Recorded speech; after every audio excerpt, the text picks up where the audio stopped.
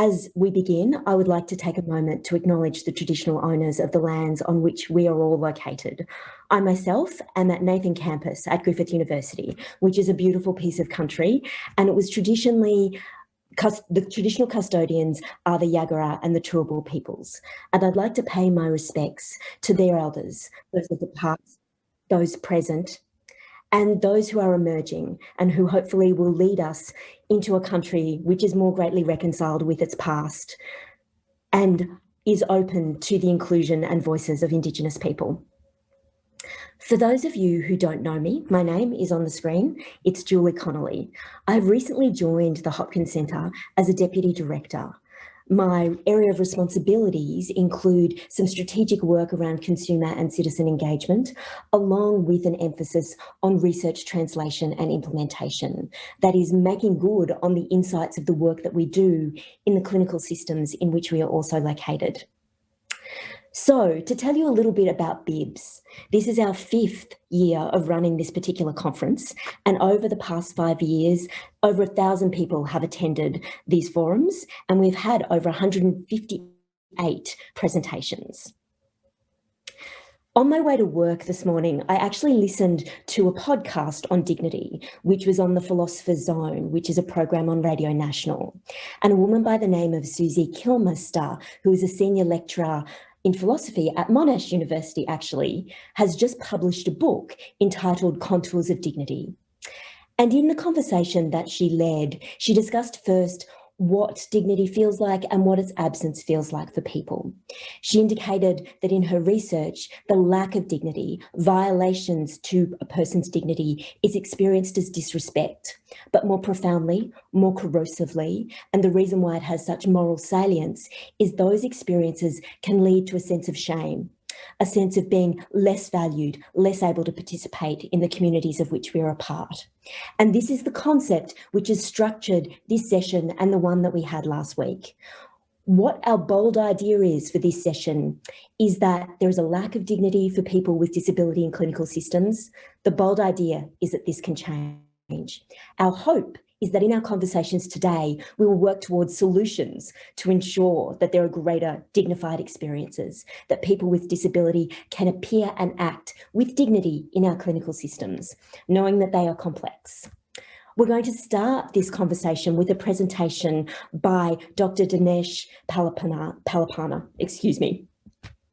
Dinesh has an amazing CV. It's really hard to choose the things to tell you about him. He is a Queensland's Australian of the Year for 2021. He is an emergency doctor at Gold Coast University Hospital. He is a disability advocate. He is a lawyer. He is a researcher for the BioSpine Project. He's an ambassador for the Hopkins Centre, an associate lecturer at Griffith University, and importantly, a founding member of Doctors with Disabilities in Australia. Following his presentation, Professor Louise Gustafsson, who is an occupational therapy specialist, will engage Dinesh in further conversation about his experiences of dignity in clinical systems. There will be an opportunity to answer your questions as well, so please use that function in the Zoom if you wish to ask Dinesh or Louise anything. There will be some housekeeping advice that also appears in the chat if you have any questions that are technical or about accessing captions. Thanks again for joining us today. It is now my great pleasure to turn over to Dinesh. Thank you, Dinesh. Thank you, Julie, for the very kind introduction, and thank you everyone for joining us this morning. And I apologize for the delay as well. So I have, particularly over the last 18 months, become very, very acquainted with some of the disparities in our health system that affect people with disabilities. I read a really interesting quote recently which said that the vulnerable in our society have always experienced inequities in one way or another. But in times of crisis, these inequities are amplified and it comes to surface, and it gives us an opportunity to talk about it, and it gives us an opportunity to expose it. So the COVID-19 pandemic has been one of those times where a crisis has allowed us to see the challenges that people with disabilities face. And these challenges extend from all areas of life: community access, education, employment. But what we're going to touch on today is healthcare. There are some little bits of research scattered around the place on how crisis or disaster situations affect the health of people with disabilities. And there's a paper that I saw which was interesting. It was in Japan, which compared some natural disasters to the likelihood of death if you have a disability. And for people with disabilities, the likelihood of death was a number of times higher in a time of disaster. That's an interesting thing, isn't it?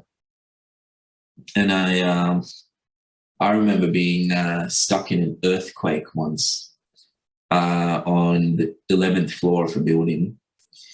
And as the earthquake was happening, everyone ran away and I was stuck there. So I'm actually not sure what you're supposed to do in an earthquake when you're on top of a building, but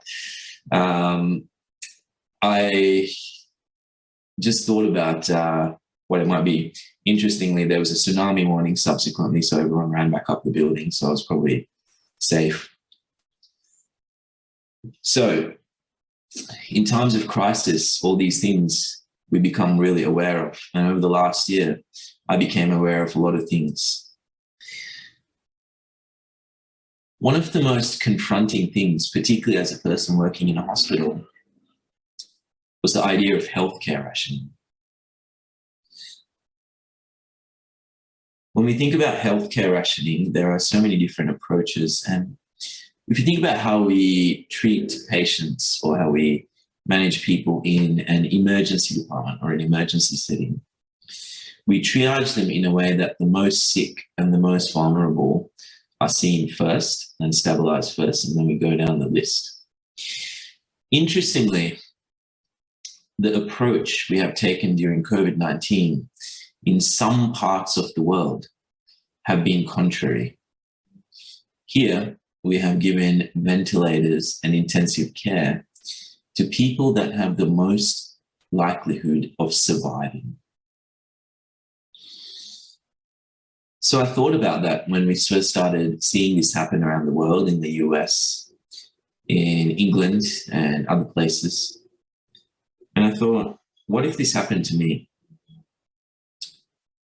So if you take me, the person with the spinal cord injury, a person with lung function that's about 35% of what's expected for someone me, my age and my size, and all the other things that go with spinal cord injury, to someone, another 37-year-old man who doesn't have any of these things.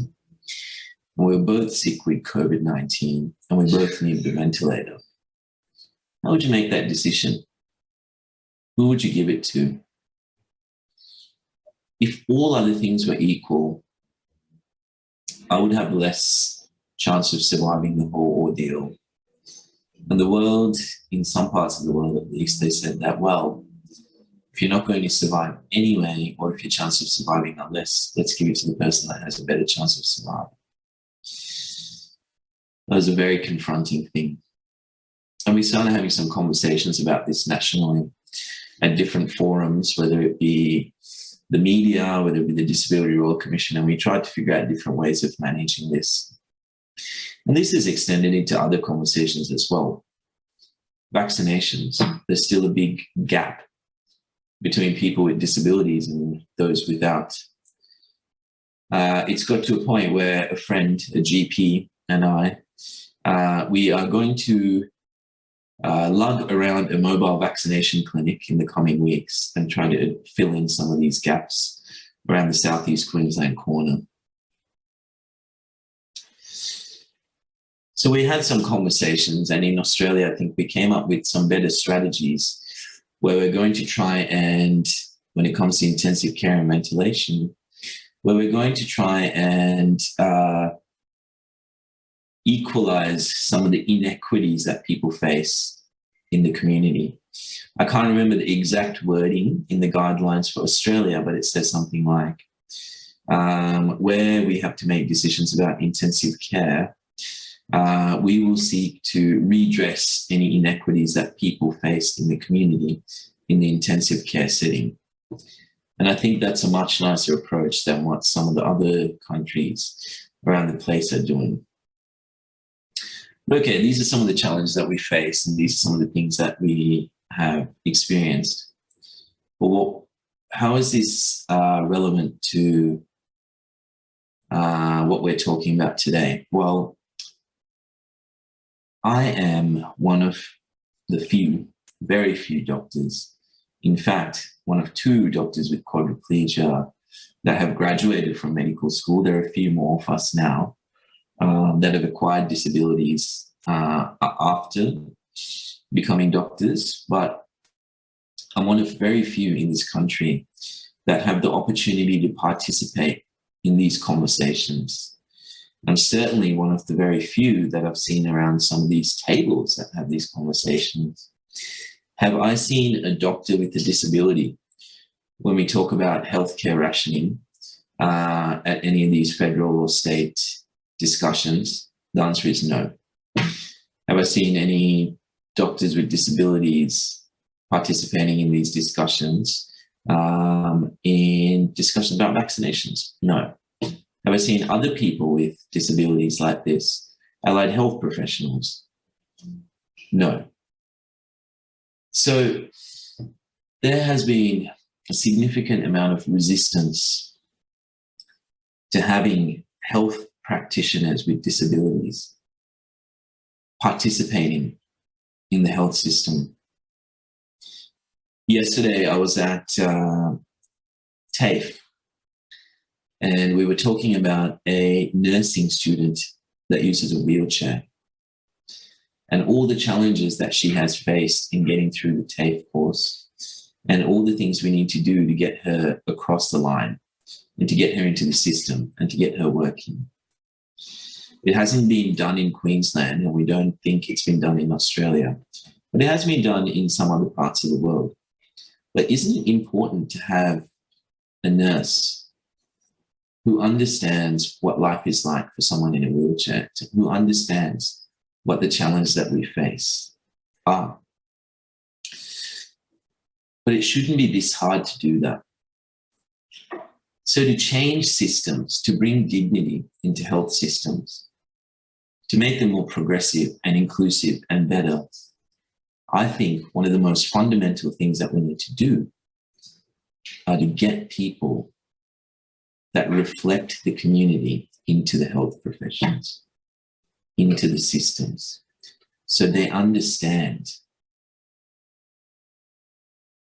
the nature of the clinical work, so they understand that, and then they can reflect it back into our systems and bring about the change and give us the perspective that we need.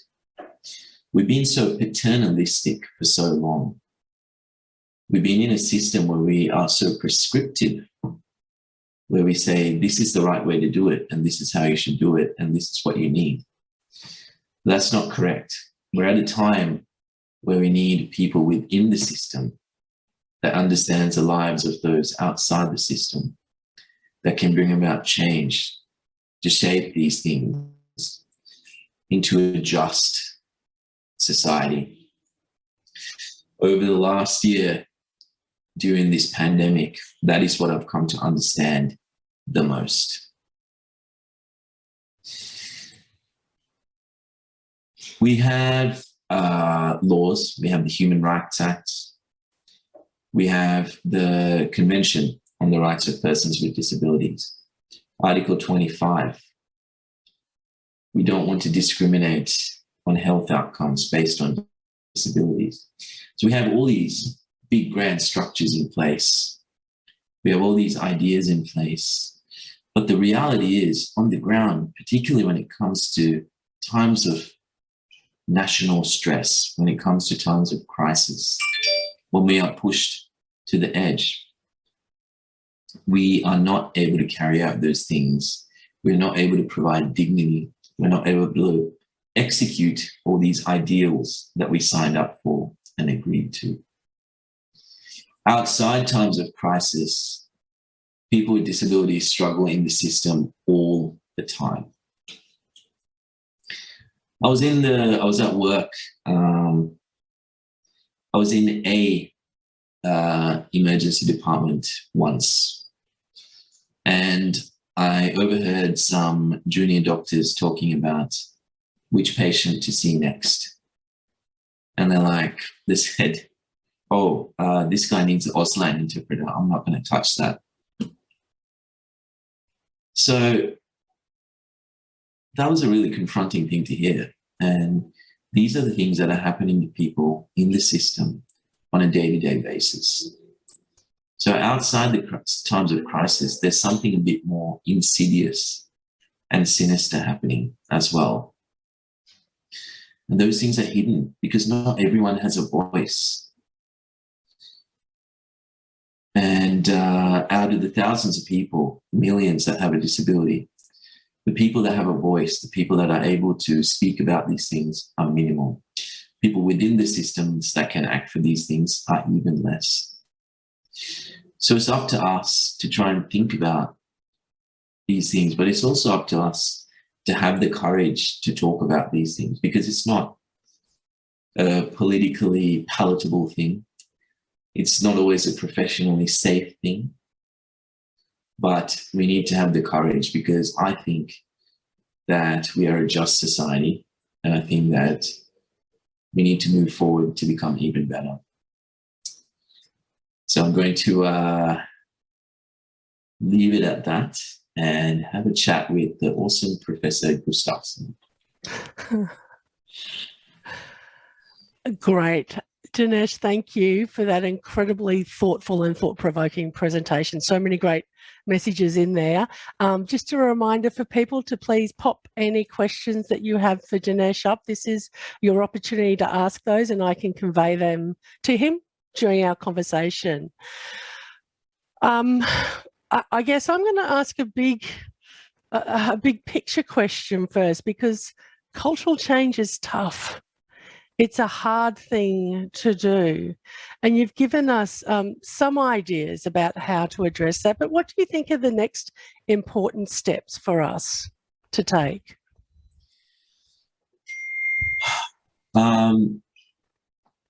Like you said, I think what I have found is that there's a lot of top level stuff. There's, like I said, there's the laws, the treaties, even at institutional levels, like Queensland Health, for example, has things about non-discrimination.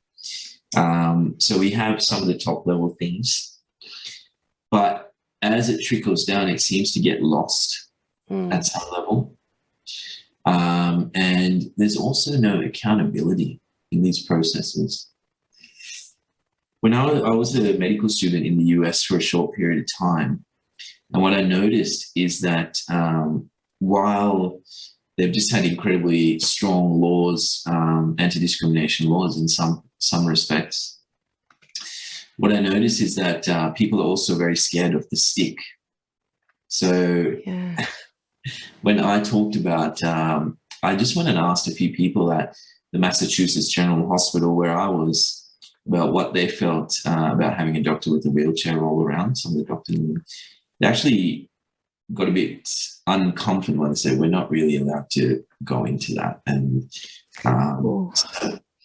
so we probably need to have a bit more of a stick and more accountability at the bottom as well, where people can actually have a meaningful recourse if they've been discriminated against. I think those things should be severe. I think that's a great point, and that really kind of leads really nicely to the next thing that I was wondering around. We often talk, particularly in qualitative research, around insider-outsider perspective, and you've got insider perspective both as a clinician and also as a person living with a disability. So what would those dignity practices look like for you in these clinical systems? And I think that's a great example of, at that lower level, what can somebody do if they see something that needs to be addressed? What other ideas do you think would be helpful? Well, firstly, I think we need more health professionals with disabilities. That's number one. Because if there are more within the system, if they're more at the ground level, then I think we understand it. For example, I've been working in our emergency department now for several years, and they're an amazing inclusive group. But one of the things that we're doing in the next 2 weeks, I think, is we're having a session for emergency department staff on spinal cord injuries and what it's like to communicate to someone who's got acute spinal cord injury, what it's like to go through an emergency department spinal cord injury, and what we can do to make it more accessible and a nicer experience. So over the next couple of weeks, we're doing that. So having people embedded in the system creates those opportunities to do that. But secondly, I think it's a lot of the simple things as well. Like, the funny thing is I go to work in a hospital all the time, but I hate being a patient in the hospital. Over the last couple of weeks, I had pneumonia, and I was seen by one of my colleagues, a senior emergency physician, last week, and he said, I think we just need to admit you because your lungs sound terrible and blah, blah, blah. And I refused. And that's a weird thing. And it's only because I've had such terrible experiences in the hospital. I don't like it. It's disempowering. The environment is not set up to be accessible to my usual things. And in COVID-19, even having people, even having a usual care support network, if the staff don't understand that they're allowed to be there, it turns into a massive thing. So, but I think it's just having that simple human side of things, and just caring about people. I think we just need to bring that into it. Language is a powerful thing in that as well, isn't it? The words we use and how we talk about people when they're in the hospital with us. Do you think, are there any good examples of clinical systems that are going partway to promoting and achieving dignity for people with disability? I think we're trying. Yeah. There are a lot of projects that are trying to make headways into primary care. I've been involved in a couple of projects, one with spinal cord injury, one with disability broadly. I've been involved in a couple of things within hospitals, but it's really hard from the outside to actually break into that and to, I think we still have a way to go, and I don't really know anyone who's doing it well. No. Yeah.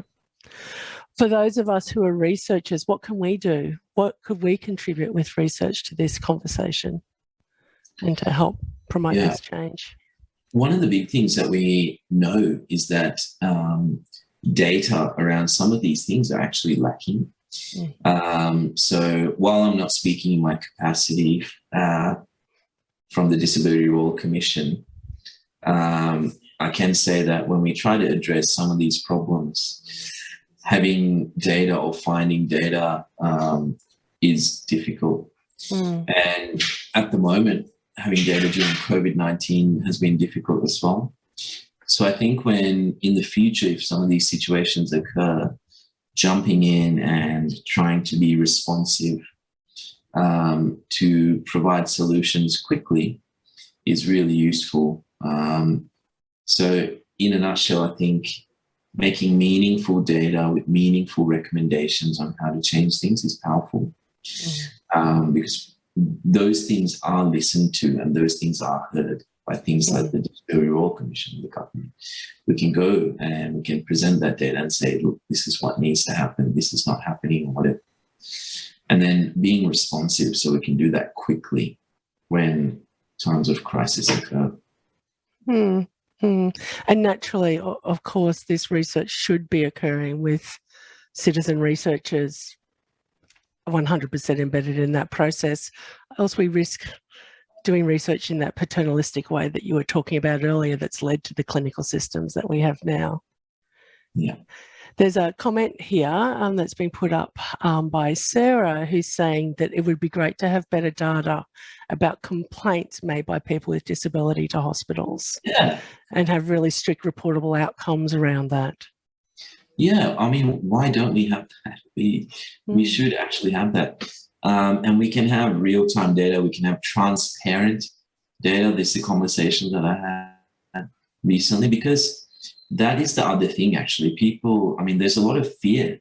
There's a fear of people wanting to come to the Royal Commission, or people wanting to make a complaint or anything. They're fearful that there'll be reprisal, or their future care would be compromised.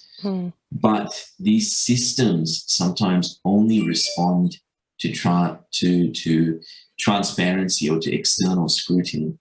That's why the media is such a powerful thing. That's why I think a free press is such an important check and balance, because at the end of the day, it becomes a political issue. At the end of the day, that's the most powerful thing that forces people to respond. So you're right, Sarah. If we had something where there are transparent metrics, where hospitals are compelled to respond to these complaints, I think it will happen much quicker.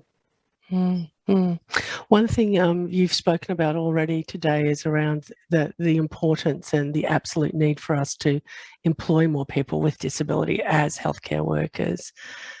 Do you think that's enough, or do you think more is needed to then support that cultural change? It's certainly a start. Yeah, see, I think having that those people embedded inside, it only takes one person within your tribe to spark a bit of change. But if you also put someone within a group or within an organization, then that they become a part of that, and they become a part of that culture. And they become, the interesting thing is, for my colleagues, like, the nicest thing that I hear sometimes is they say, we don't see you as a person with a disability, we just see you as a person. And we see you, not the wheelchair or the spinal cord injury. But at the same time, I think they begin to understand what some of the challenges are. And then they begin to take that across to their practice. And that's the snowball effect we need to have, right? I honestly think that's the most powerful thing, because people and stories and relationships, that's the thing that spreads. Yeah, it's wonderful. And, that leads really beautiful to kind of the last kind of question and comment, because there's so much work that you're obviously doing in this space, and other people are certainly there supporting you. And I guess for all of us who are attending today, and acknowledging that it can just take one spark to start something, what would you like people here to be their one thing that they do when they walk away from your presentation today? What can they do to start those conversations and light that fire? Well, I'm going to say two things, if that's okay. Yep, of course. So be brave and have the courage to call things out, and be brave to be an agent of change, and be brave to challenge systems. But secondly, please try and find ways to, you're an OT, Louise. We have other people that have influence in systems here. Please try and make it more inclusive, and please try and have more healthcare professionals with different lived experiences in these systems. It's not just valuable for our populations and our subgroups and whatever else, but it makes the systems richer, and it makes it more efficient. A lot of data that says that organizations are more innovative, productive, profitable, whatever else. So everyone wins. Yeah, that's great. Some really great points there. Well, Dinesh, thank you so much for chatting with me. It's been great. We could talk all day, I'm sure. We'll have to have coffee sometime. Yes. For everybody who's watching, we're now going to have a 30-second break before we go back to the session chair, and who will announce the next topic and the speakers there. So thank you very much for listening, everyone, and have a great day.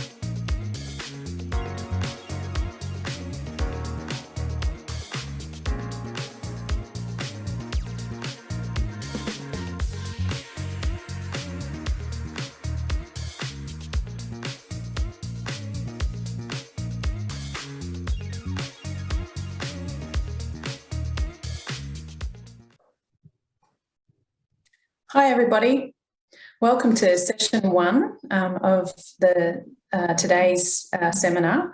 I'm talking and introducing technology for all.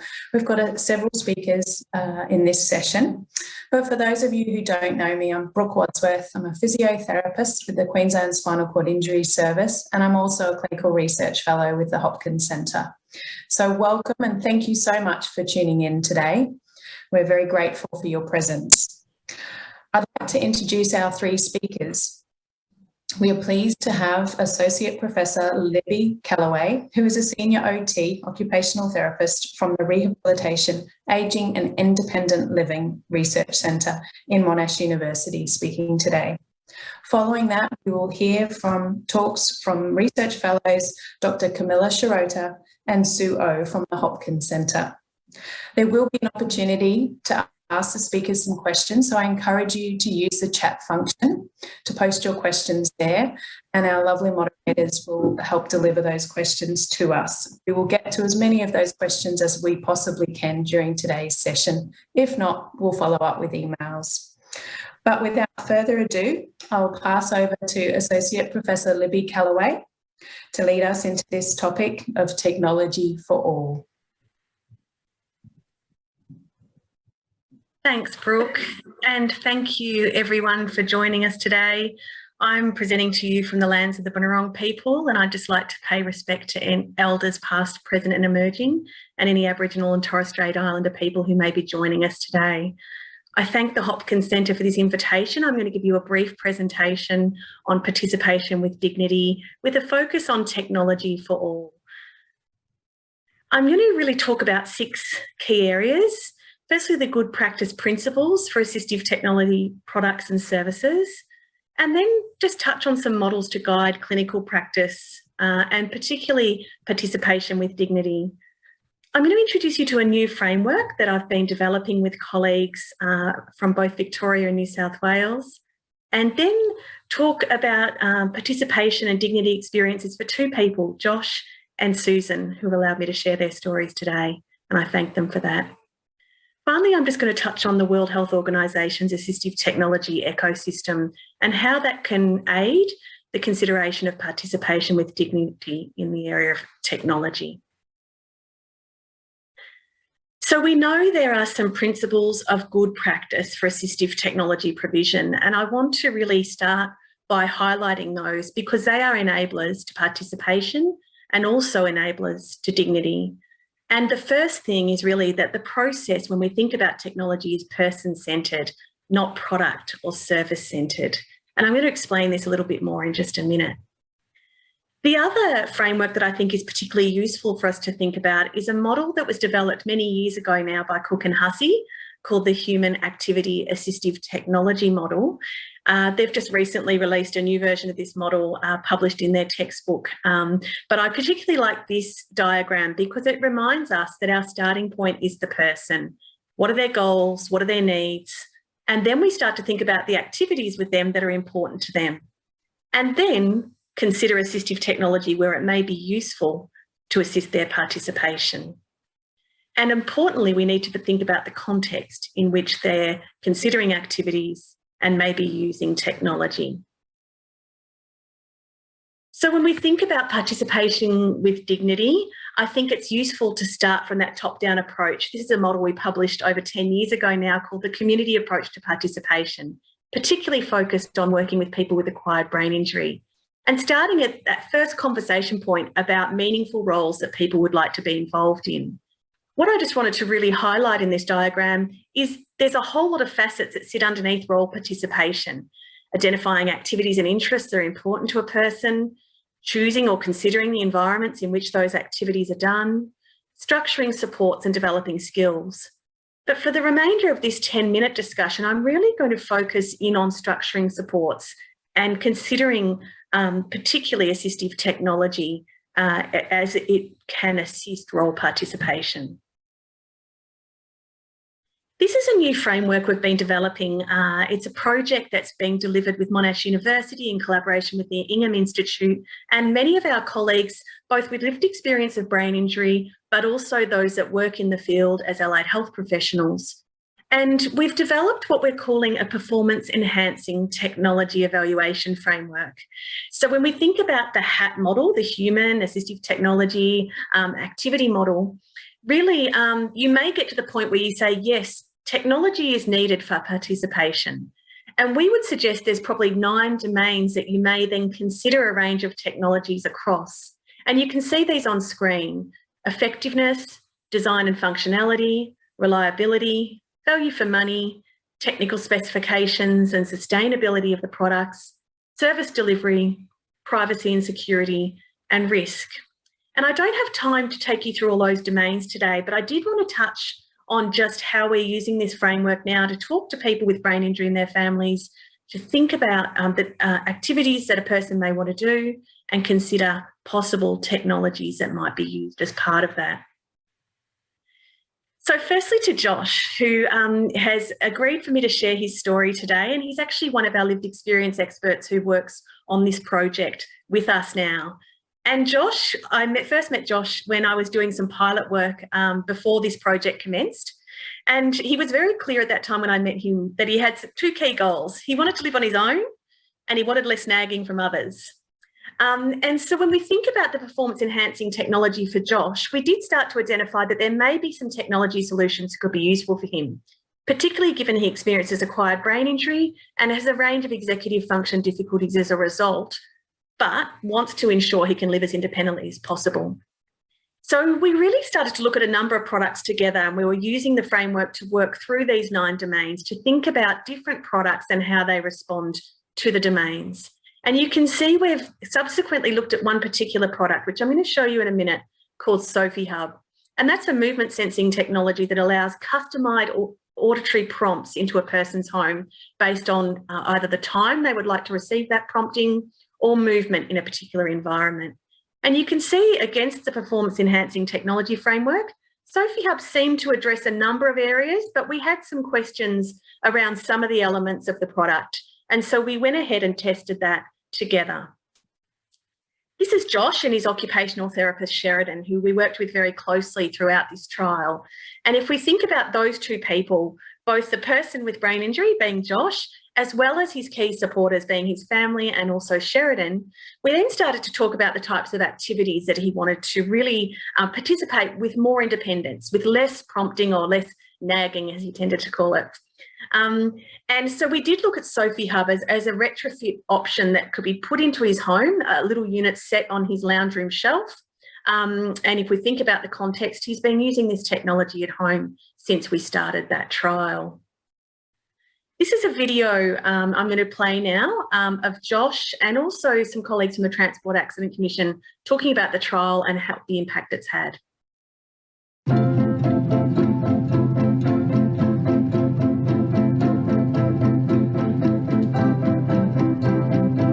When I had the accident, I was going into the supermarket and pulled in at the cell lights too early and got T-boned. Then after the accident, my concentration, my memory was not there. We use these low-cost sensors over here to be placed throughout the home. The hub collects the data from these sensors and learns people's behavioural patterns. The technology has helped Josh to gain independence. Start preparing some lunch. It tells me to go do a certain thing like take medication, go eat lunch or go do whatever I need to do. Please remember to take your medication. We've got about 6,000 clients that we support within the Independence Division, and about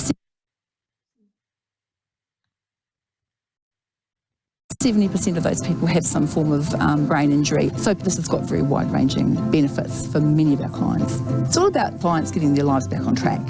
He's now independent, and with this new technology, I have got peace of mind. I reckon it will help out anyone who gets the technology. It will help them out 100%. Now, I have to assure you, Josh is not a sales rep for Sophie Hub, and we've had mixed experiences with trialling this product with different people, and that's the importance of trials. But if we think about effectiveness, again, within the performance enhancing technology framework, we first define what we mean by that.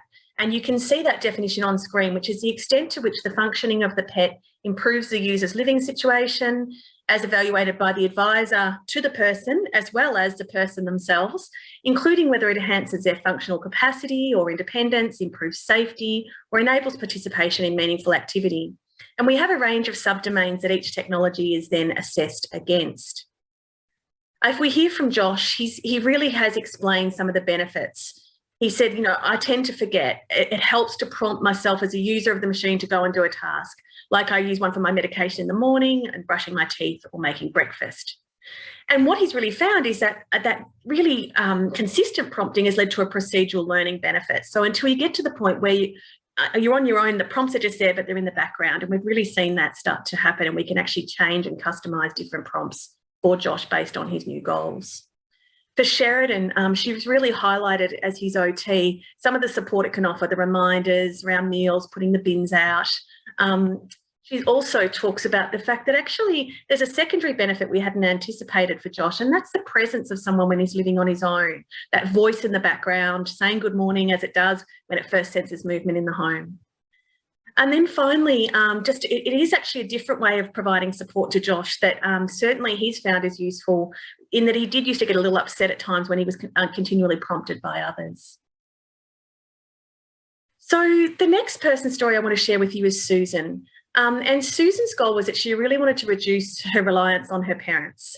And so we started fairly small in thinking about that goal in the way that her parents were providing her support each day, and started to look firstly at a very specific goal. We were using single case experimental design with Susan in quite a rigorous research approach, where we actually collected baseline data on how many times she was needing prompting, for example, for toothbrushing. And then we actually put in place some smart lighting. And Susan's an artist, and she could very rapidly tell me what her favourite colour was. So we actually looked at changing her lighting in her bathroom space to her favourite colour in that window of time where toothbrushing may occur. And we then subsequently put the technology in. We measured the number of times she was needing prompting to initiate that toothbrushing. We then turned off the technology and did some further baseline testing, and then turned it back on again to look at what impact it was having for her.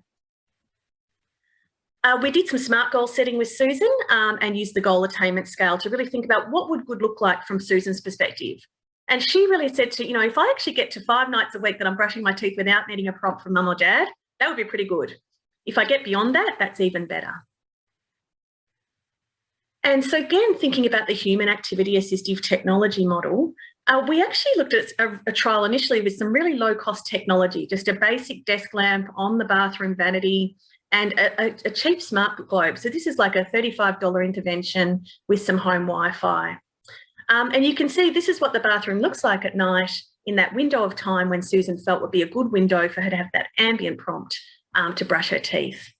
So again, this sort of technology can offer that participatory prompting in a different way, and it's certainly been really valuable to Susan.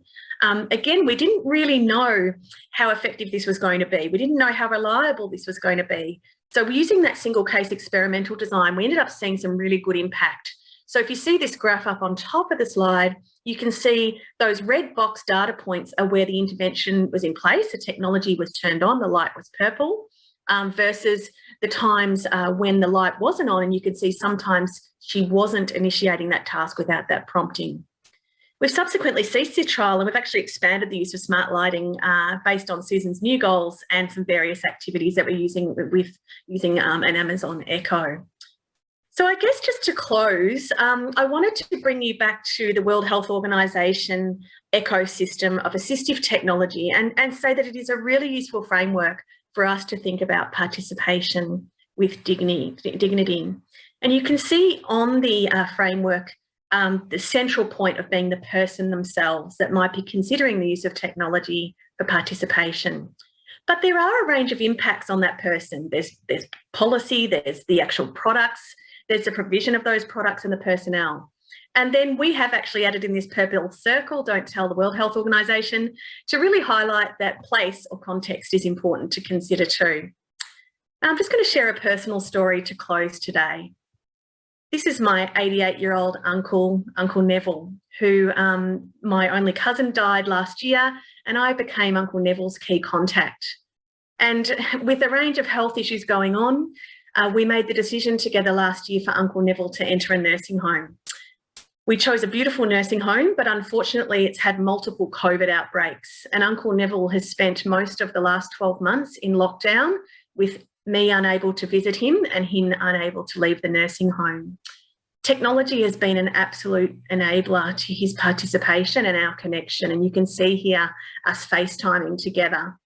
And when we think about the AT ecosystem, when we think about Uncle Neville and his family and his friends, certainly for him, he's needed the nursing home to provide access to a smartphone for FaceTime interaction with family. He's needed the nursing home staff to actually be present with the product and help him to use it to call me. But certainly the policy that exists in Australia with some of the decisions around older Australians living in institutional settings like aged care, or even younger people who may experience health conditions or disability, as Dinesh was touching on earlier, means that technology can be really vital to participation with dignity. And so I just want to thank you for the opportunity to have this brief conversation today. Thanks, Uncle Neville, and also to Susan and Josh for sharing their stories. And if you have any questions, please do feel free to get in touch. But I'm going to now hand over to the next speaker. And that's Camilla Shirota and Suo from Habitech, who are going to be talking about assistive technology through the Hopkins Centre and the Habitech project. Thank you. Hello, my name is Sue and I'm an occupational therapist at the Princess Alexandra Hospital. And I have Camilla here, who is the research lead for Habitech, and we're both from the Hopkins Centre. Today we'll be talking about some of the work that we've been doing in this space for the last couple of years. So we know that there's been advancements in technology that are providing hope for the future to achieve better quality healthcare, efficient service delivery, and also enhance patients' experience and satisfaction. However, access to resources to gain the knowledge and skills to incorporate these advanced technologies continues to be a gap. We found in our research that people with disabilities are either not aware of the technologies that can be beneficial to them and also to meet their individual needs. Although our study focused mainly with people who are undergoing inpatient rehabilitation, from a clinical perspective, there are also people within the community who are also constantly inquiring about various types of technology to determine whether it meets their individual needs. Clinicians have also reported that their knowledge and awareness of technology is limited, and there were some barriers to learning and upskilling as inpatient therapists with other clinical demands, and there was a gap when it came to implementing technology as part of rehabilitation in an inpatient setting. So we're finding that within Habitech, where there's been a safe and an innovative space for all key stakeholders to work together. And in this picture, we've had the engineer, we've had a clinician, a person with a disability, and also a technical expert to come and demonstrate and bring awareness to what is available, to see whether it meets individual needs for that person, and giving the person with the disabilities the experience and their abilities to determine whether that will be something useful for their daily life.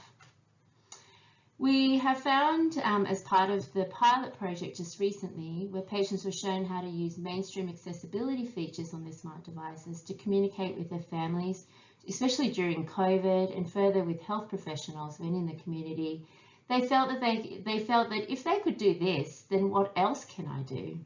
This was so valuable, as someone recently highlighted to me, the importance of empowering through knowledge, because no one cares more about your problem than you. So it really highlighted the importance of individualized approach for a space where people can come together to think about and explore and investigate how they can best meet their individual needs. So in exploring the individual needs of these people with disability, we've also discovered that to them it's an opportunity to actually be in touch with other stakeholders within the field, not only their clinicians, but also researchers, designers, engineers, and going even further, funding bodies, and kind of understanding how the system as a whole works, but also seeing that at Habitech, when we provide a safe space where all of these people can not just collaborate, but also learn how to work in this more collaborative manner.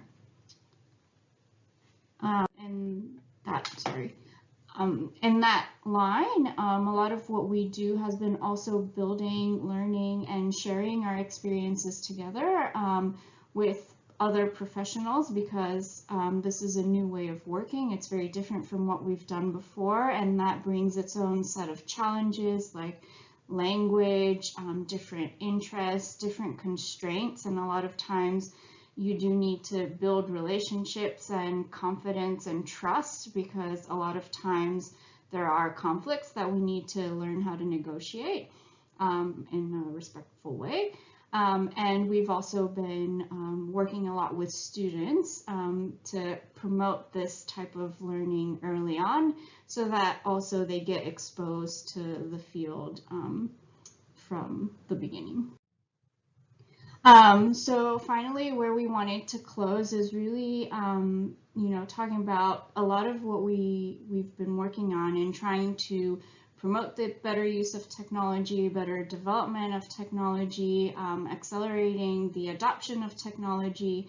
The way we see this working is really trying to break from the silos that we've been working in and moving towards a unified vision where we can all still harness the expertise that everyone brings, but trying to walk together in the same direction.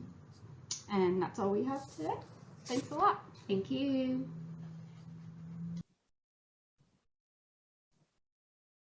Hello. Thank you very much, Libby, Sue and Camilla, for fantastic presentation about inclusive and accessible technology for all. That was really great. I'm encouraging any of you in the audience to pop in some questions in the chat function while we've got our three presenters available to answer right now. While we're waiting for those questions, I have a question for all of you really, but I will direct it to Libby. As far as off-the-shelf equipment and access to products, what would you suggest, or where are they mainly supplied through?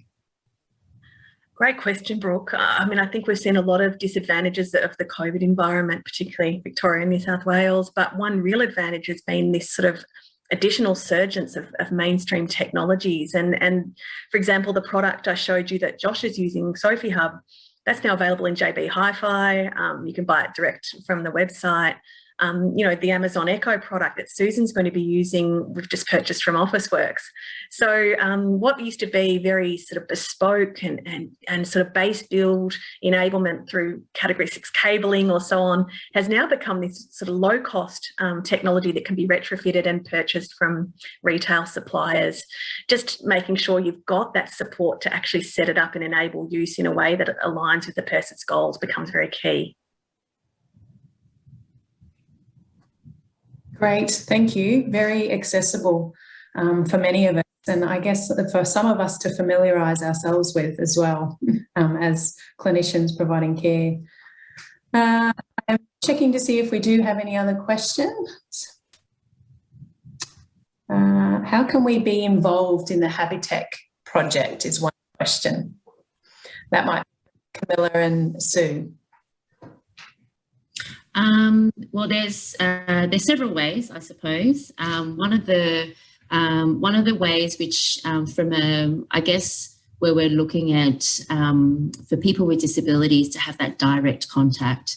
The pilot that we ran here at the PA hospital, the pilot has finished, and so we're looking at starting a feasibility study that one of the other researchers will be starting up soon. But the pilot project was, it was really beneficial for people from, the community, also people who've just had a new injury to have the resources that are required. And as Libby said, some of these products are available off the shelf. They're a lot more accessible. But then what do you do with it? So just being able to have someone run through those with you, what is going to be, that can meet the individual needs within the context of whether it be the home or within the hospital. Some of those things were really beneficial to have that person, whether it be a clinician, to go through that. The pilot, unfortunately, it's not going at the moment because it was a short-term funded project. So we'll keep that communication available through our channels, obviously through Hopkins, etc., to let people know when that becomes more available. I think one of the things that we have found, there was also some limitations around like where it was placed and the restraints of the pilot, but just having resources available in the community. And some of that information can also be found within the Habitech website. And if anyone wants to give, Camilla and I any questions, we can certainly put those people in the right direction. But there's certainly people around in the community who can also point people in the right direction, come into your home to do those assessments. So there are people out there in the community, but again, it's about how that information gets accessed. So please contact us at any time and we can direct people. And Camilla's been doing some work kind of off-site, more on the kind of the lab side on the at the university, about sharing information and working with different disciplines in that space too. Thank you, Sue. That's really interesting information to have, and the website's fantastic as well for Habitech. The question that did come in, and I'll direct it to either of you, and it's to dignity. So the question was, what does dignity mean to you in this context, and how do you utilise it in clinical practice or acknowledge it? Maybe Libby might answer that one to start. I think dignity starts with the person that, I guess in my case as an occupational therapist, I may be working with, or in the case of Uncle Neville, a family member that I am supporting. So I do think being person-centred really aligns with dignity. I think also that equality is so key, in Dinesh's opening remarks around sort of, the value of life and how we value life, particularly in COVID, how we value vaccination, just demonstrates at times a lack of dignity for some Australians. So I think dignity is about being person-centred, being fair, and offering that equal opportunity for all.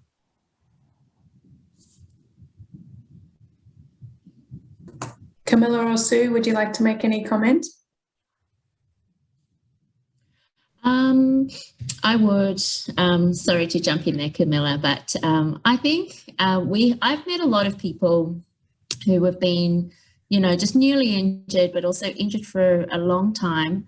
And they've been interested to explore different ways that they can be more efficient or save time or money, or, ability for them to be able to do things for themselves in different situations. And I think, as Libby said, being patient-centred, person-centred, and really understanding and taking the time to do that from a clinical perspective, I guess, that process of assessment or understanding, and getting to the root of, what the problem or the issue or what the goal is. Not everybody wants technology as an answer, and not always technology is an answer. And for technology to be adapted, they can value add in lots of different ways. You have people who, as an opening remark might say, I don't like technology, I'm not tech savvy. Just to being able to understand what will be accepted at this time, and how that can change over time as well. So I think really spending the time to go through what that individual may need, and also understanding that technology may not necessarily be an answer at this time, but it may be at a later time. So how do you get that person to really understand whether, that is something, that they want to engage in, or the direction? So thanks, Sue. Thank you. It's giving the person options. Yeah, and how wonderful it is to have options. Exactly. So thank you very much to all three of you for your presentations and for sticking around for answering questions. Audience, if you can hold with us for a short moment, we will transition to session 2, and I'll be back with you very shortly.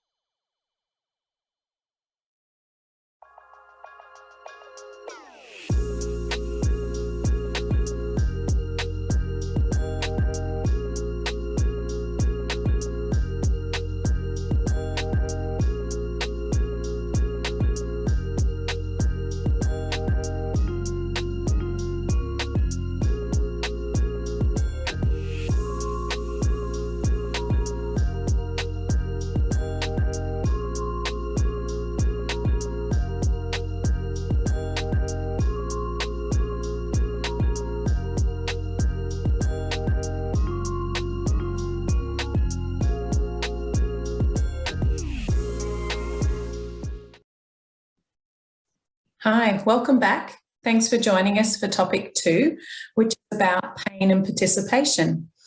Today, we're fortunate to have Associate Professor Claire Ashton James joining us from the University of Sydney. She is a social psychologist from the Pain Management Research Institute, whose research aims to evaluate and improve healthcare delivery for the benefit of both patients and clinicians. Following that, we will go on to some more lightning talks, all dedicated to the social aspects of pain, living well with pain, and changing perceptions of pain with virtual reality. There will be an opportunity again to ask some questions of the presenters, so I encourage you to post any of those queries, questions in the chat function, and we'll answer those during at the end of the session. But now I am going to hand over to Associate Professor Claire Ashton James to present on engaging patients in conversations about opioid tapering and the psychological pain management. So welcome, Claire. Thanks a lot, Brooke. Today, as Brooke mentioned, I'll be talking about how do we engage patients in conversations about opioid tapering and psychological pain management. To begin with, however, I will just describe some motivations for engaging in these conversations. Many clinicians express some reluctance to engage in these conversations. And so it's perhaps important to start by considering why we should engage in these conversations and why it might be a good idea to talk to patients about their options with regards to pain management. And the first point of the why is that there seem to be limited benefits and significant risks of long-term opioid therapy for chronic pain. These are just some of the adverse effects associated with long-term opioid use for pain, including respiratory system dysfunction and sleep disturbance, depression and cognitive impairment, gastrointestinal dysfunction, hormone disturbance and sexual dysfunction, increased risk of bone fractures, immunosuppression and hyperalgesia. These are known risks of long-term opioid therapy. Not all patients will experience them all, and certainly not all experience any. However, they are on average something that we see in enough patients that it is of some concern. So the first step would be to ask if your patient is experiencing any of these symptoms of long-term opioid use for chronic pain, and that would be a jumping off point for a conversation about methods of pain management that might have fewer adverse effects, fewer side effects, and more benefits. Systematic reviews indicate that there are benefits of psychological approaches to pain management. So this would be an alternative to opioid-based pain management. There are a range of different psychological approaches that you could take and that patients can engage in.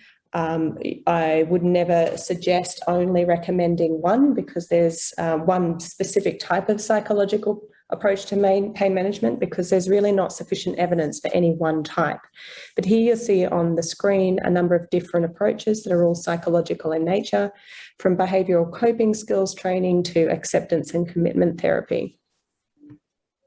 The evidence, while there is consistent evidence for an effect, it is only evidence for small to moderate effects on disability, mood and catastrophic thinking, reduced healthcare use, reduced pain intensity and increased pain self-efficacy. The effect sizes vary, as they do when in any therapeutic approach.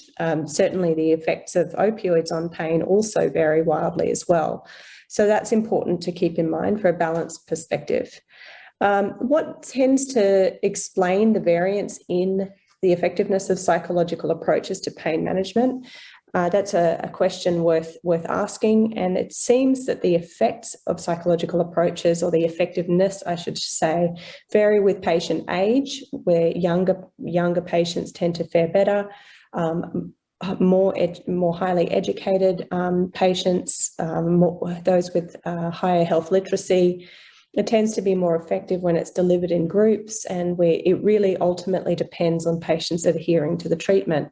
Just as opioid-based medications won't work if you don't take them, so too will psychological approaches to pain management not work if you don't practice them. The third point to keep in mind is that many people with chronic pain benefit from opioid tapering, even without psychological pain management approaches in place. Across 20 studies and 2,109 chronic pain patients who were tapered, these studies found that 80% of studies reported improvements in pain by taper completion. 15% of these studies reported no change in pain by taper completion. And mean treatment results, we should also keep in mind obscure variations at the individual patient level. So in summary, what we see is that the majority of studies that are published show an improvement in people's experience of pain over time when they taper their opioids. A caveat of this, of course, is that long-term follow-up studies are limited in number. And a small number of studies, 15% of those, report no change in pain. And this means that the pain does not get worse. And often patients' main concern with tapering opioids is that their pain will get worse. So there is somewhat limited evidence for pain getting worse, and some limited evidence of pain actually getting better. Fourth point to recognise and note is that patients who utilise psychological pain management strategies while tapering, or as a support for tapering, experience less pain, distress and disability during the tapering process. In a recent study that we conducted, with my colleagues, we tracked the experience of opioid tapering in patients once a week for the first 12 weeks of their taper. And we hit this graph that's on the screen now demonstrates that those who tapered while engaging in a psychological pain management program, while they experienced fluctuations in pain intensity, distress, and activity interference, in general, the trend was down towards a reduction in pain intensity, distress, and activity interference over time, despite the fact that they were reducing their opioid dose. By contrast, those patients who were not enrolled in a pain management program while tapering showed an increase in their experience of pain intensity, distress, and activity interference over time. This is just one study, and this is a small sample of patients, but what it does do is highlights individual variation in the impact of tapering on people's pain outcomes and the potential benefits of people engaging in psychological pain management strategies while tapering. So in summary of the evidence, there are limited benefits and significant risks of long-term opioid therapy for chronic pain. Systematic reviews indicate benefits of psychological approaches to pain management, and that many people with chronic pain do actually benefit from opioid tapering rather than experiencing adverse effects. Patients who utilise psychological pain management strategies tend to experience less pain, distress, and disability during their opioid taper relative to patients who do not. And yet, despite these several reasons for why we should consider engaging patients in opioid tapering conversations, we see that those conversations tend not to go very well all the time, and many clinicians are reluctant to engage in these conversations. And the reason for that reluctance tends to be because emotions run hot and high in these conversations occasionally. So in this study that we conducted in Sydney in a pain clinic, for example, we saw that the frequency of patient anxiety or worry was like high levels of anxiety and worry in response to opioid tapering advice was seen in approximately 36% of patients. And high levels of anger and irritability in response to this advice was seen in approximately 14% of patients. That's obviously not a majority of patients. Nevertheless, these interactions with patients can be quite stressful for clinicians and can make people sort of tend to want to avoid these types of conversations. It's important to recognise that when patients do respond with distress in response to opioid tapering advice, the first thing we need to do is actually to address the distress. It's important not to withdraw from the conversation, but to actually recognise that the source of distress may be endemic to that conversation itself. Distress is important to address in conversations with patients because it impacts on their comprehension of the information that you're sharing with them. It impacts on their memory and evaluation of information you're sharing with them. It increases their perception of risk and risk averseness. It increases reluctance to take advice from other people, and it reduces cooperative behaviour. So common sources of distress in conversations about opioid tapering include negative expectations of the impact of tapering on their pain and quality of life, feelings of abandonment at the suggestion that opioids will be taken away from them, past experiences with opioid tapering that might be negative, feelings of powerlessness to decide whether or not they taper and how quickly they taper or how much they taper, a perceived lack of respect and trust from clinicians, a fear that clinicians think that they're addicted to these medications or untrustworthy with these medications, and a perceived lack of empathy and concern. Many patients report feeling that their GPs or clinicians started to not to believe their pain anymore, and so took away their only source of pain relief. It's really important that we address these sources of pain and of patient distress in these conversations in order to move forward. So this is the how of the opioid tapering conversations. We cannot expect to engage patients in conversations about opioid tapering until we sort of reveal these sources of concern and address these sources of concern. Otherwise, we have a situation where people are experiencing distress and it's interfering with their ability to engage in shared decision making. So we can address negative expectations of opioid tapering by validating their expectations first and then sharing recent evidence. Importantly, we need to validate their perceptions and expectations before providing evidence that might be to the contrary. We need to acknowledge change in the treatment strategy and provide reassurance of ongoing support. We need to make sure people don't feel like the rug is being pulled out from under them.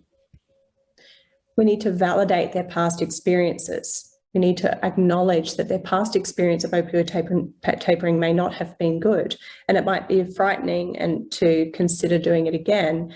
And then we need to, once we've validated their past experience and acknowledged it and listened, we then explore the causes and the context of that experience. What was happening at the time of the taper? How was the taper managed? Why was that experience so negative? And it's important to explore those causes and contexts because, of course, you can't avoid those things happening again unless you know about them in the first place. So you can take steps to avoid those contextual contributors to distress. We need to ensure the tapering decision is voluntary.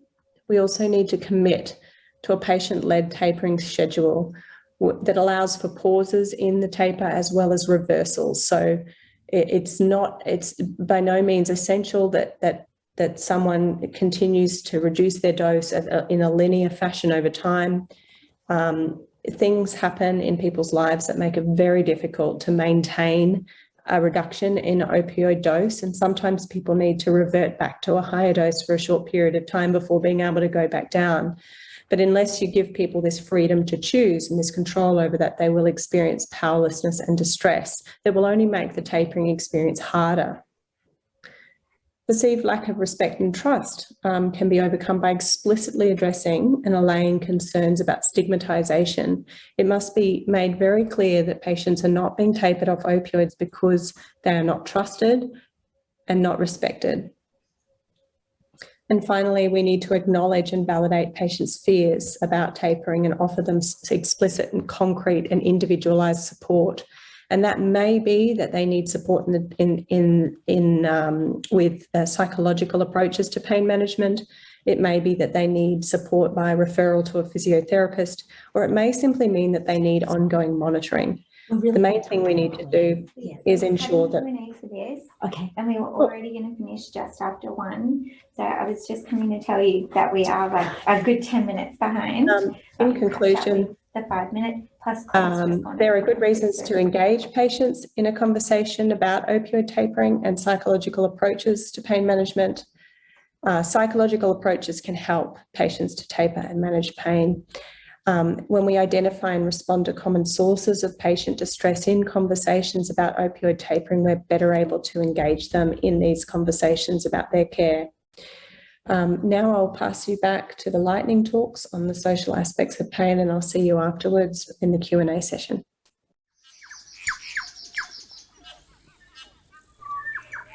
Kia ora, everyone. I'm Bronnie Lennox-Thompson, Academic Coordinator for the Postgraduate Programs in Pain and Pain Management in the Department of Orthopaedic Surgery and Musculoskeletal Medicine, based in the University of Otago in Christchurch, New Zealand. I'm driven to explore the ways people can live well in the presence of persistent pain. I'm also drawn to helping clinicians do well by the people they hope to serve. My questions include: how do people with pain make sense of their experience? What does their pain mean to them? How do people with pain work out what they can and can't do in their world, in their daily life? How can they move towards what matters to them in the long term?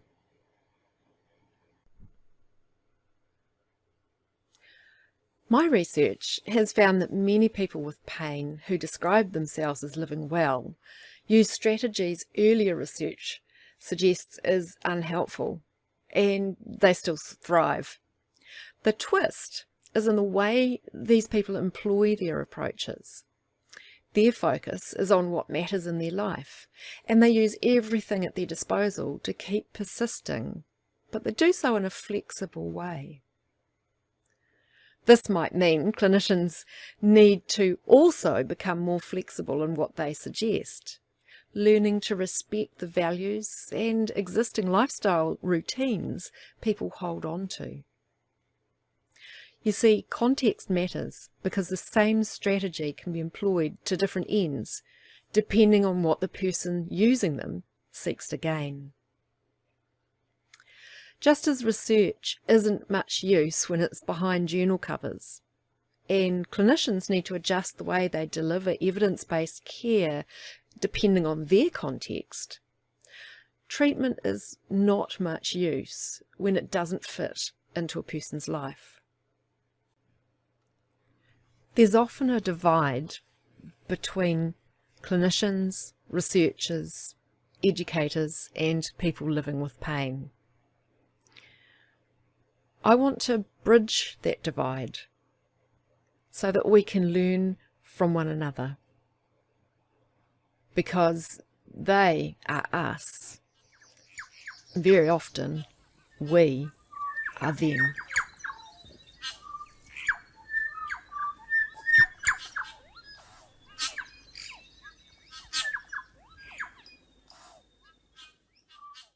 I am Dan Harvey, and I'm going to talk about the study that we refer to affectionately as the superhero study. Embodiment techniques have been used in pain treatments for some time. For example, using the reflection of an intact hand has been shown to relieve phantom limb pain. We can't do anything like this for something like back pain because you only have one back, but what we can do is give you a whole new body in virtual reality. What we did most recently was to find 30 people with severe chronic low back pain and to subject 20 of them to what we've termed virtual reality body image training. It was just a single session with a 1-week follow-up, and really what we were asking is does embodying a superhero positively impact body image? And we had a qualitative aspect to that, which I'll focus on today. Therapy looks something like this. They became boxers, rock climbers, and the Incredible Hulk. And we followed them up a week later with a telephone interview. We transcribed that and undertook a thematic analysis. And we grouped the themes into perceptions of effect, helping and hindering use, desire for more, and future possibilities. And I'll just give you a few quotes. In perceptions of effect, people often reported an increased sense of trust in their body or an increased sense of their physical capability. For example, one person said, I felt like I could actually do things I'd never done before. Another said, I could sit on a chair and scale a mountainside. Made you feel like you've still got it. In terms of pain, some did report a reduction in pain. One person said, your mind is being taken off that pain. And emphasizing the short-term nature of the single session, someone said, I jumped in my car, hit the first bump in the road, and the pain came back. A lot of people saw what we were doing as a kind of exercise therapy. One person said, if you do something like in VR, start off softly, it will probably come more naturally, expressing that they find exercise outside of VR quite difficult. Others reported a psychological response to the treatment. One person said, it does pick you up a little bit. I was feeling good. In terms of safety and comfort, fortunately, we were fairly without issues. One person did say, I haven't done that sort of movement for a while. So yeah, it was something the muscles weren't used to doing. One person did say it made me feel sick. I had to take a couple of breaths to not throw up. In terms of making it work, we got some good feedback about ways we might adapt it and things to look out for. This person said, I've got really bad arthritis at the moment, so holding the hand controllers was an issue. In terms of a desire for more attitudes towards the experience, people gave us almost universally positive feedback. And quite a few people gave us this really good feedback that they wanted more individualization. Thanks very much. Imagine if research was a close and flexible collaboration between researchers, clinicians, and consumers. That's what we try to achieve in our project, to develop recommendations in enhancing the human aspects of care for people with low back pain. My name is Karimi Mescolt. I'm a physiotherapist and PhD candidate at the University of Queensland, and this project was conceptualized by Jenny Satchel in collaboration with my other supervisors, Rebecca Olson and Paul Hodges. We consider human aspects of care, aspects that are relevant for everyday practices that may go beyond the usual biopsychosocial approach, such as interpersonal, moral, ethical, cultural, and so forth, and how they all interact and overlap in practice. Our project only used qualitative research methodologies, so my apologies for all number lovers here today. We had two methods of data collection. The first was observations of consultations, where we observed and took notes of the day-to-day clinical practices, clinical space, and team meetings. The second was clinician dialogues, where we facilitated a critical reflection with clinicians based on our preliminary findings. Our analysis was equally collaborative, where we analyzed the data in 3 different spaces and incorporated the expertise and knowledge of clinicians, researchers, and people with lived experience of low back pain into our findings. Although the study was set in 2 sites, I'll share 4 examples of recommendations that we developed for clinicians at the public multidisciplinary pain clinic. So first, clinicians can incorporate reflexive practices and consider how to reduce power differences in interactions with patients and with colleagues. Second, clinicians can make team meetings a safe space where everyone can speak up and even contradict each other, but prioritize a sense of community amongst clinical staff. When seeing patients, the clinical environment matters. Clinicians can tinker with the environment to attend to patients' physical and emotional comfort and consider ways to demedicalize the environment. Finally, it is important to discharge with care. Clinicians can review transition plans and set up connections to community that goes beyond traditional healthcare services. So what have I learned from this project? Collaboration in research requires a kind and flexible negotiation of different knowledges and contributions. But with collaboration, research becomes more applicable and ethical and allows the development of new and creative ways to reimagine healthcare practices. Thank you.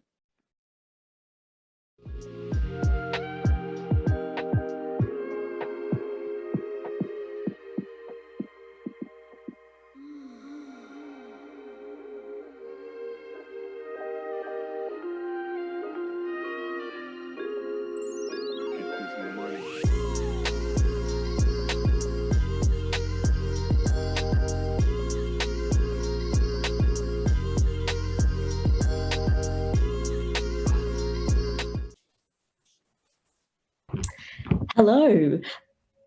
And welcome to our panel. For those of you who might have joined us partway through the session, my name is Julie Connolly. And before I start, I would like to thank our previous presenters. Initially, we were going to have some further questions for them, but we've run a little bit out of time. And just so all of you know, we still want this final conversation to last for about half an hour. So we will go a little bit over 1 o'clock.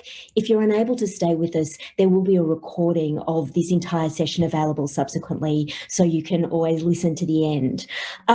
What I'm going to do in this session is introduce our panelists to you and largely turn over to them with a few questions about dignity in clinical systems, and I'll invite each of them to speak.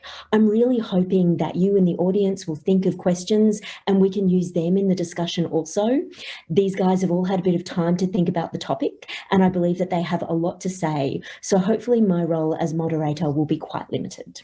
But I'd like to start by introducing all of our panel members to you. Firstly, we have Erin and Josh Hill. Now, Erin has a Bachelor in Social Work and historically worked in community mental health for a number of years before she acquired a brain injury, and she may speak to you about that. But what is amazing about her story is that when she left hospital, she faced numerous challenges. Nonetheless, she's now president of Aphasia Queensland's Sing to Beat Aphasia Choir. She facilitates an informal young people with ABI support group once a month and has almost finished writing her very first book, which will be entitled Rainbows, Unicorn and Glitter. Her husband, Josh, also joins us, and Josh describes himself as a proud and lucky husband. He was a corporate lawyer, but has a change and now runs and operates a family business that specialises in aged care, disability nursing and support services. Was also joined by Joletta Belton, all the way from Colorado, where she lives, and she has a puppy, a rescue mutt by the name of Coco. Joletta is the co-chair of the IASP's Global Alliance of Partners for Pain Advocacy, which brings together people living with pain with scientists and clinicians in order to advocate for and facilitate the integration of lived experience into the study and research and treatment of pain. She is also a journal editor and does some blogs, and the site is mycupofjoe.com. We have Kevin Cox with us as well. Those of you who logged into our previous session will remember that Kevin opened this.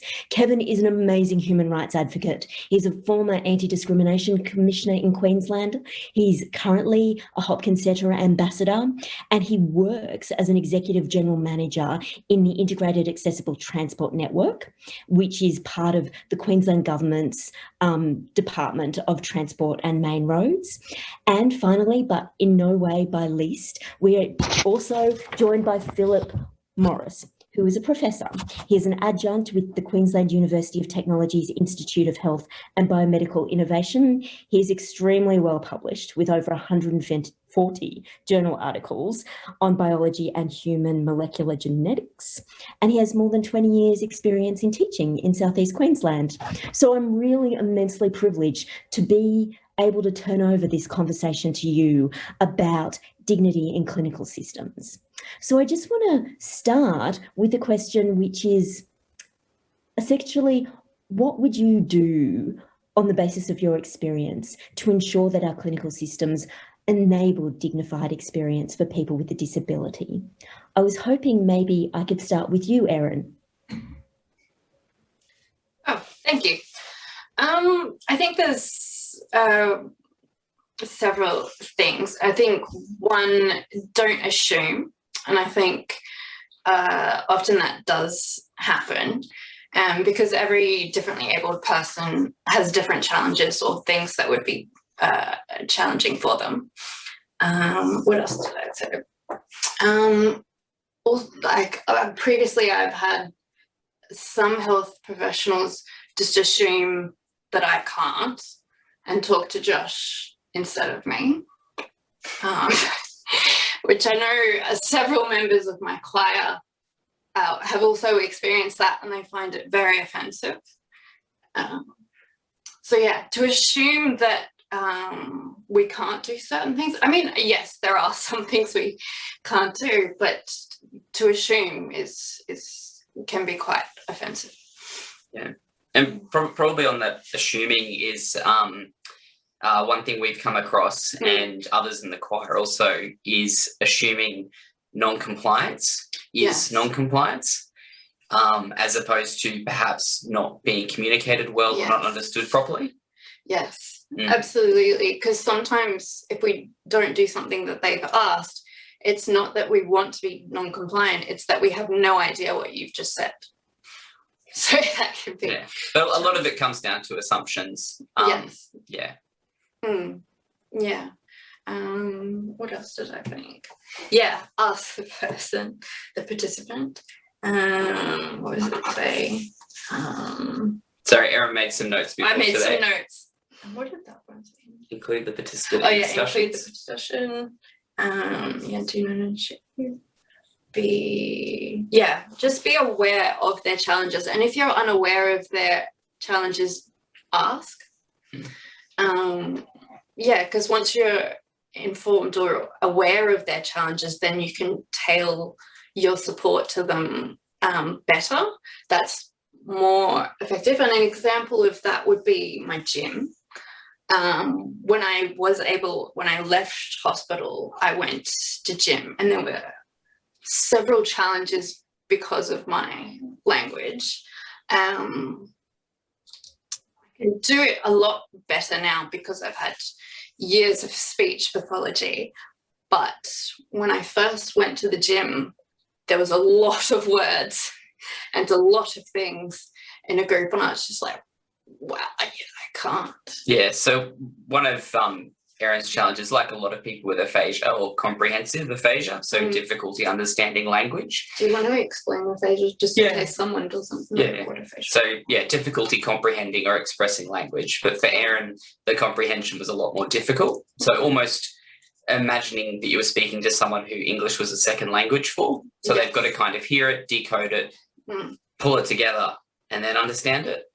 And if people go too fast, if they're at this stage and they haven't got to the understanding and someone's moved on. So a lot of that communication piece around understanding what the individual challenges are and then tailoring it to that. And so for Jim, it was just simply going slower. Slow down so I can understand each piece of information, because I will need that because aphasia is about language, and that's quite a significant challenge. But not about intelligence. No. So that's the tricky part for a lot of people too. The assumption that if someone can't talk well, that therefore they can't think well. Completely different areas of the brain. So that's probably the main touch points. Yeah, that's the main.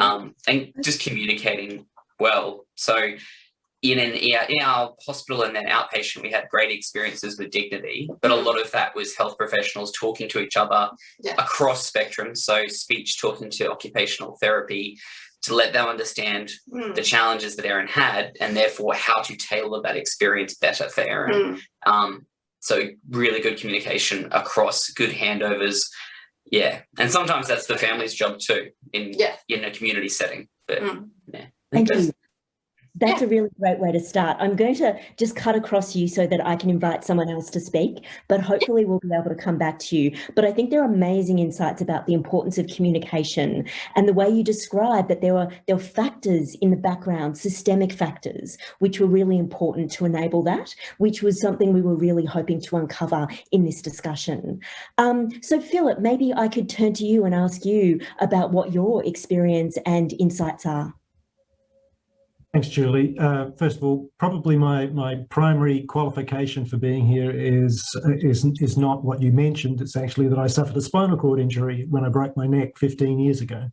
But I really identify with what Erin was saying about having people asking their support worker or their family member about what they might want instead of actually addressing them.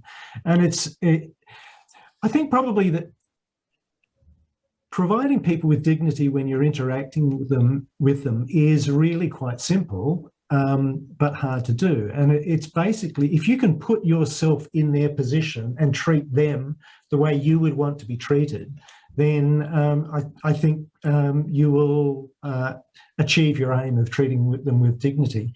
The problem is that when you've got somebody that can advocate for themselves really well, then it's fairly easy. But when people vary in terms of their educational, their social background, their cultural background, their ability to communicate, and they're the situations where you really need to put a lot of effort into making allowances for them. And when I actually do it myself, I go to hydrotherapy once a week, and I see people of all sorts of abilities. Language and the way people appear is really, it's often the way we react to them when we should really be assuming that they can, rather than assuming that they can't do things, we should be assuming that they can do everything that you would expect them to do. And so, for example, there's a guy that I talked to at hydrotherapy. He's got a severe brain injury. He's got very, very limited mobility. He really has no language, and he comes there with a support worker.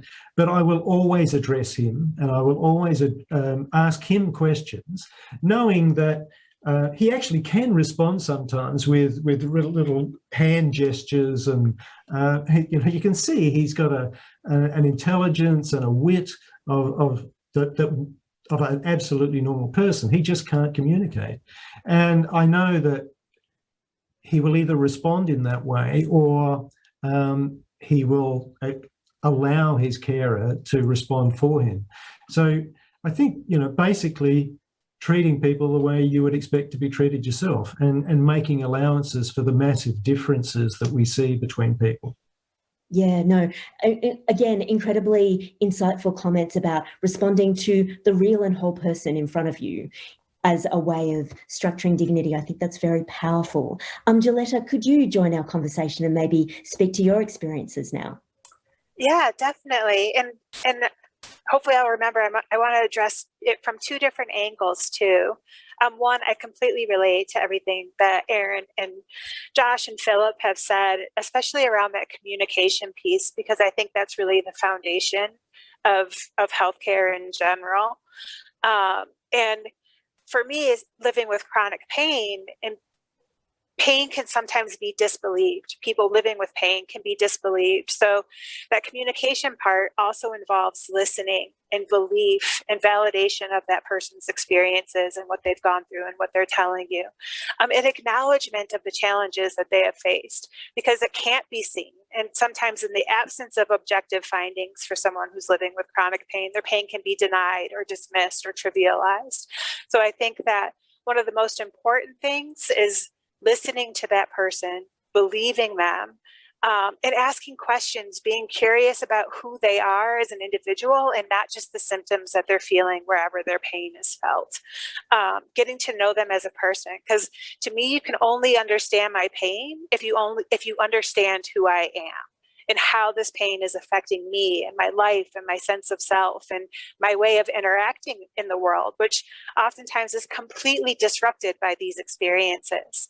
Our sense of who we are and how we engage in the world and relate to the world is disrupted. And that's challenging and sometimes doesn't go addressed. I think another way that we can ensure dignity in clinical environments is from learning from people with lived experiences, from a wide range of lived experiences, and incorporating what we learned from that incredibly valuable form of knowledge into the way we deliver care, into the way we create resources and programs, like learning those very practical things that Erin and Josh were talking about, and being able to incorporate that into how care is delivered is incredibly valuable. So just valuing that form of expertise and knowledge, that lived expertise, I think is another way that we can ensure dignity.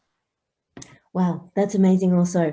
I think the point that you make about believing people is extraordinarily important. And it was not something that I was expecting to come out of this session. So it's great when someone gives you an insight that you hadn't paid enough attention to before. So thank you for that. And Kevin, can we turn to you now? And can you tell us a little bit about your perspective on dignity in clinical systems? Yeah, thanks, Julie. And thanks to everyone who's spoken before me, because I resonate with a lot of what you've said.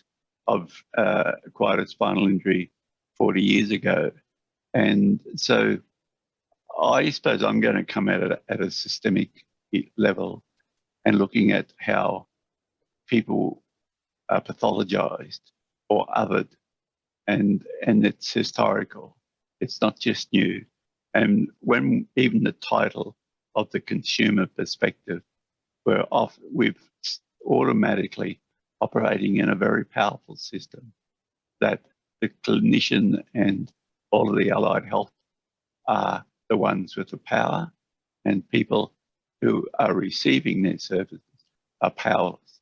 So we have to address this power dynamic where people are totally disempowered and othered, and they're not listened to, they're not believed, and it broadens into a much bigger part of the way that we interact in our society. So in my current work, we're about trying to build an inclusive and accessible TMR. So it's not just about trains, buses and ferries, but it's about our precincts, it's about our forms, it's about the different way people access information. And particularly if there's a disruption or if, you know, if it's not written in a very plain, easy English way. So all of these systems are established because that we've been othered as but as burdens or we haven't operated in a strength-based, it's a deficit-based system. And so what I learned was I told I'd get my life together 3 years after I left the spinal unit. And that was about right.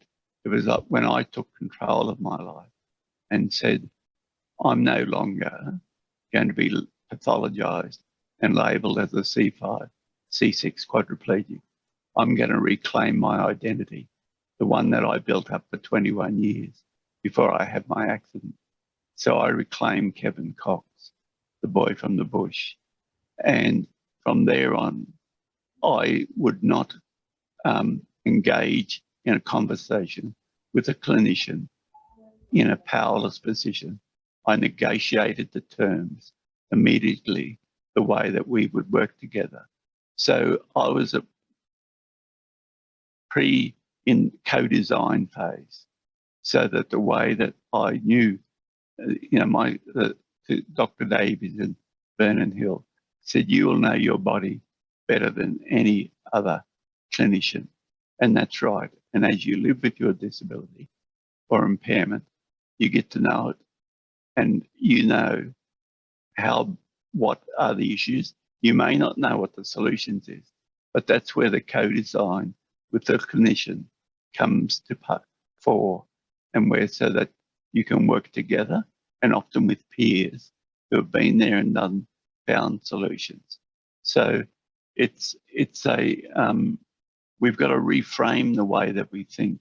And I think instead of having disability and people without disability, we've got to really, and I'm not the originator of this hypothesis, but it is about impairment is part of the human condition. Because when we're born, our brains are still hardwiring. And as we age, we lose our capacities through our sensory, cognitive, and physical capacities as we get older. And so instead of planning in silos, we build our societies that welcome people who are different. And whether that's because of race, impairment, sexuality, or whatever. Kevin, I think that's a wonderful insight that impairment is part of the human condition. It is experienced by so many people, and it's not something that we need to thereby other people for. I'd really like to pick up on something you said and ask the rest of the panel about this. The story you told about reclaiming your power and identity as a strategy to appear with dignity within those very clinical systems strikes me as very important. And I was wondering, I'll ask people individually, and they may or may not have a response, that's fine, about their strategies to claim their power and their identity in these systems. If they could share those with our audience. Maybe, Joletta, I could ask you first. Yeah.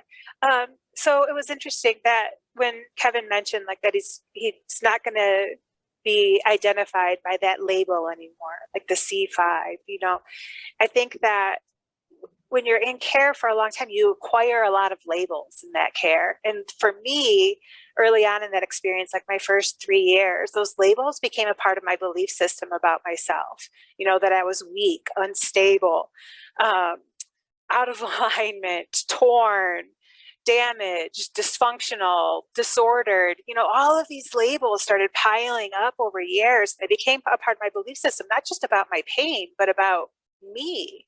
And that I wasn't getting better when I should have meant that those things applied to me. Like Samantha Bunsley and others have written in a chapter that in the absence of a disordered spine, it must be a disordered mind. That's kind of the approach that's often taken when, in the absence of objective findings, it's just there's something fundamentally wrong with us as a person. I took all of that on board during those years.